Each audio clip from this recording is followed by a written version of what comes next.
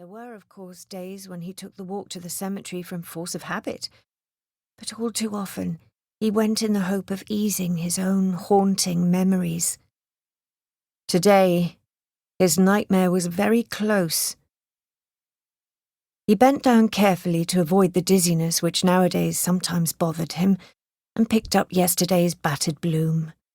Regardless of its wet condition, he stuffed it into his outside pocket. His chest felt tight, and he paused to take a few short breaths of the cold, damp air before slowly opening his oilskin to retrieve the slightly flattened fresh rose from his inner pocket. He unrolled the tissue paper from it and laid the flower in front of the headstone. The wind was strong and capricious, so he picked up a small rock and laid it on the stalk to hold it down. Most people had a vase into which they put their flower offerings, but he laid them on the ground. In his mind's eye, he always saw the roses as lying between his wife's perfect white breasts. Then he addressed the marble headstone. He did not see the words cut into it. In loving memory of Helen Echaniz, beloved wife of Manuel Echaniz, born 3rd of June, 1914, died 20th of January, 1984, at peace. His first words were, as always, "Forgive me, my darling, forgive me." He paused, as if waiting for a reply. Then he swallowed hard and lifted his head a little to look out towards the heaving waters of the strait. He saw his wife's smiling face, her eyes unclouded by illness. He felt her fullness beneath him, before suffering reduced her to a skeleton. And, as he had always done, either by letter from distant ports or when they lay comfortably in bed together, he told her all that had happened to him in the previous 24 hours, all the funny things, all the small disasters.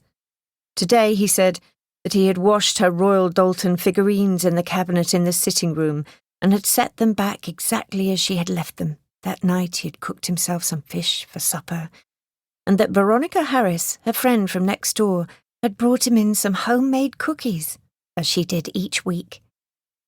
The soft words came out like a litany, not in Kathleen's native English, but in a strange, evocative language, known only to a few.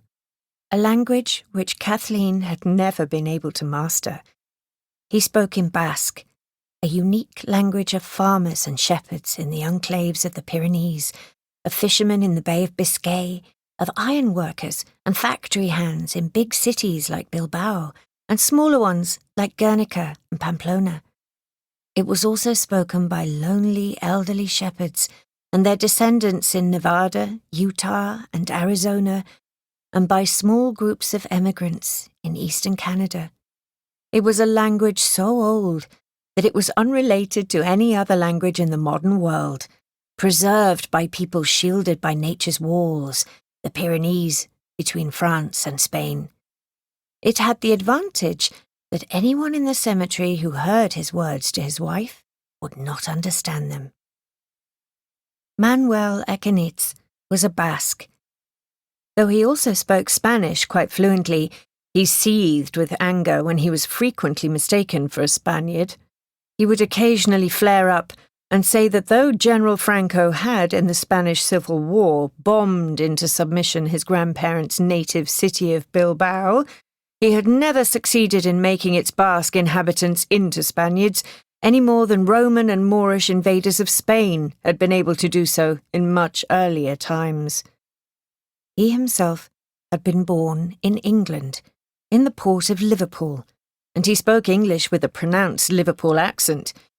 Nevertheless, he would affirm indignantly that, like his father and grandfather before him, he was a Basque, and very proud of it. For the benefit of Canadians, he would add also that he was proud to be a Canadian citizen, but he was still pure Basque. He had married Kathleen Weston, a Vancouver Island girl whom he had met during the war in Halifax, Nova Scotia. She had tried several times to learn his native tongue, but had finally given up, arguing that his command of English was so good that they could communicate perfectly in that language.